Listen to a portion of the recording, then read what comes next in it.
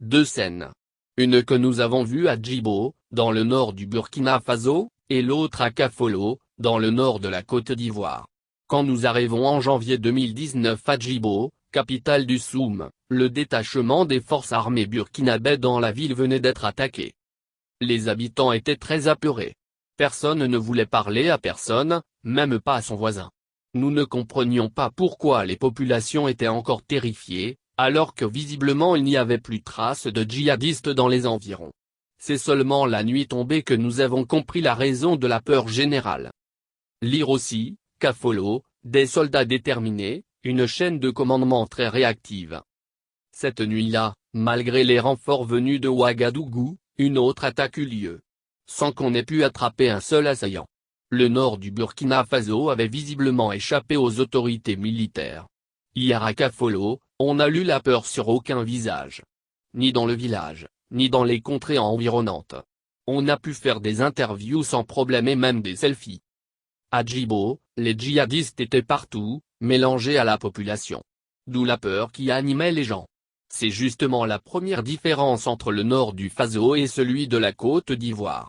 L'infiltration des djihadistes est d'autant plus compliquée au nord ivoirien que les populations qui y vivent ne partagent aucun des objectifs des terroristes.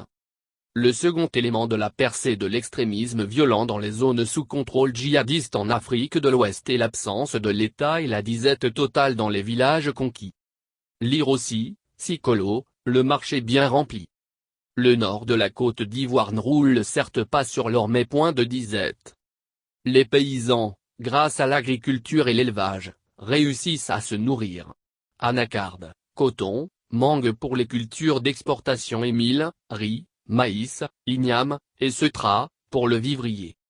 Les villages ont quasiment tous bénéficié d'un investissement de l'État, écoles, dispensaires, maternités, électricité, hydraulique villageoise. Hier, notre équipe a échangé avec le directeur général d'une entreprise de reprofilage de voies secondaires. Nous sommes à la tâche. Les responsables de l'AGEROUTE qui nous ont envoyés ici veillent au bon déroulement des travaux. Nous ne relâchons pas et les récents événements n'ont changé en rien notre plan de travail, a expliqué Alain Claude, le patron de l'entreprise d'entretien routier dans la sous-préfecture de Sikolo dont dépend administrativement Kafolo. Ces travaux sont inimaginables dans une zone fortement sous menace djihadiste.